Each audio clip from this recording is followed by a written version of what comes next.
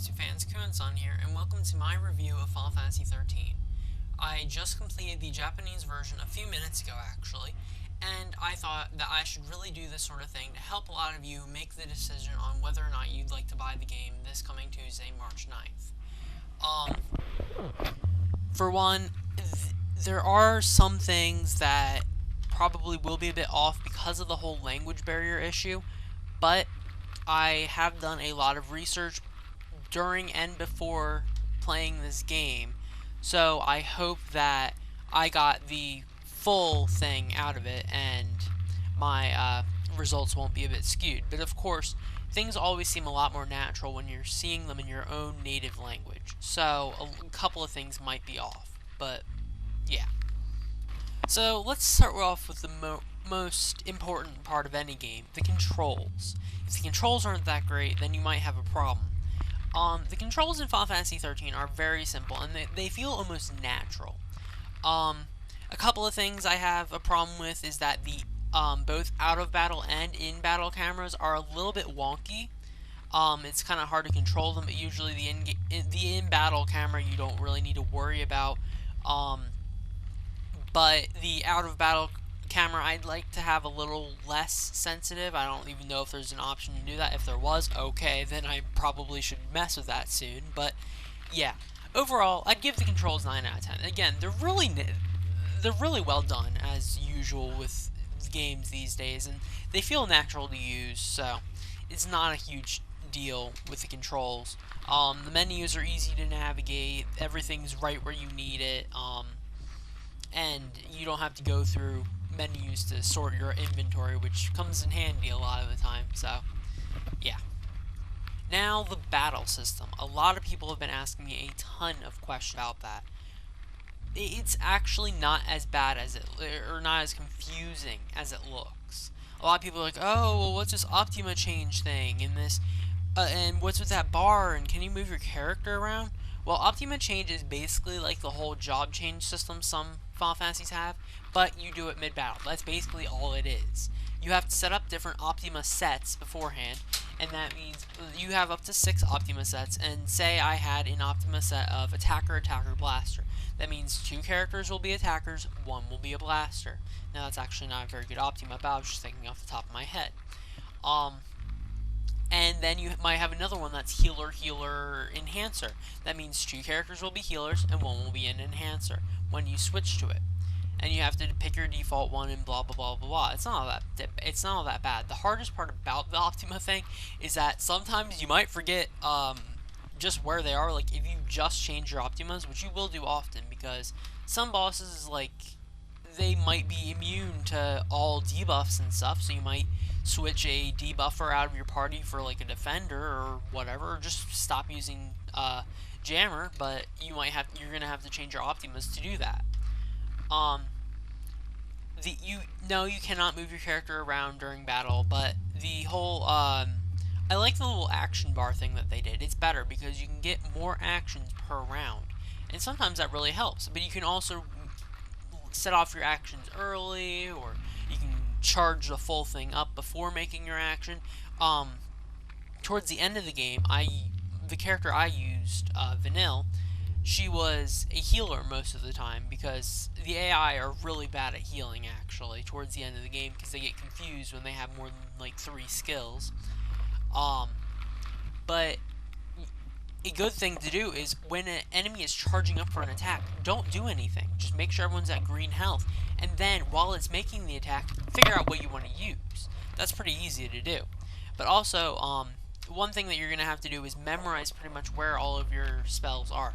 Now, that was a little bit of a problem for me, because I couldn't read it all, so I had to actually memorize the exact location where everything was, and whenever I'd get a new skill, it would totally screw me up. But really, by the end, you never really even read the menus. A lot of people think that the battle system is so hard in the Japanese version because they can't read the menus, but really, you're just subconsciously going through them. So, overall, I give the battle system a 9.5 out of 10. I think the battle system is very fun and innovative because nobody's actually done something like this, to my knowledge, before. So, it's pretty awesome. Now, the music, the soundtrack, the OST, whatever you want to call it.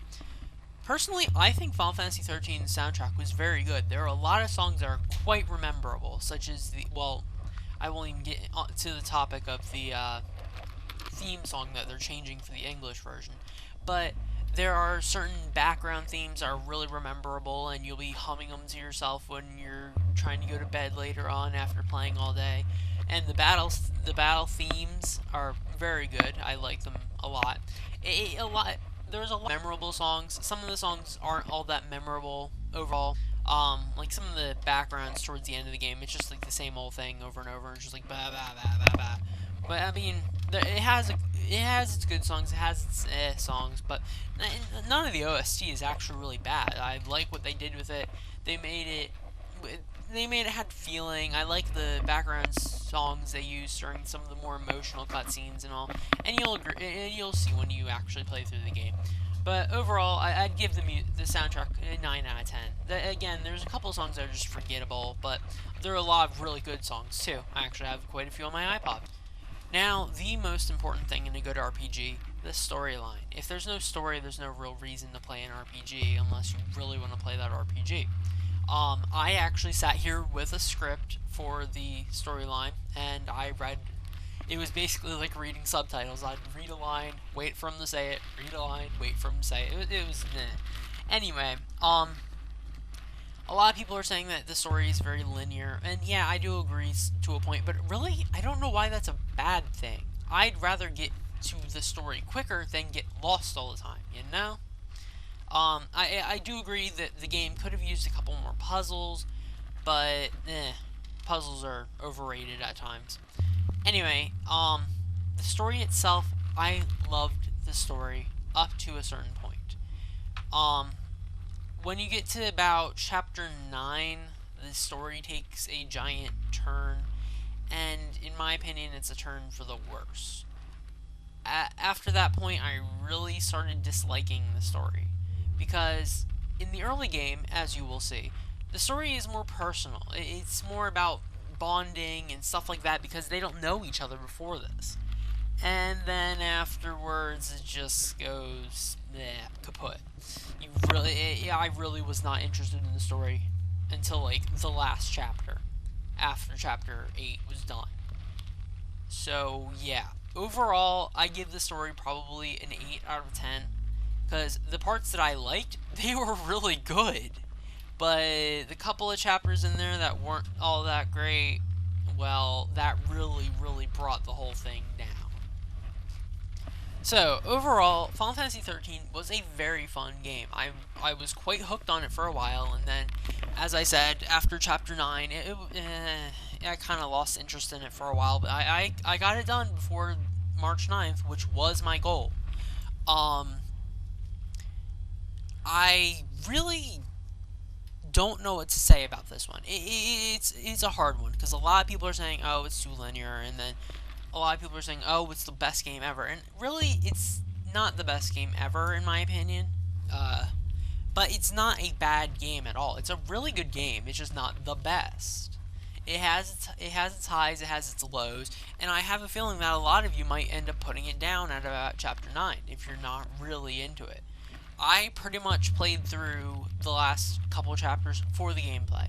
And by that point, the last couple of chapters really got me frustrated, just because the difficulty curve is just like, whoa, but don't even get me started on that.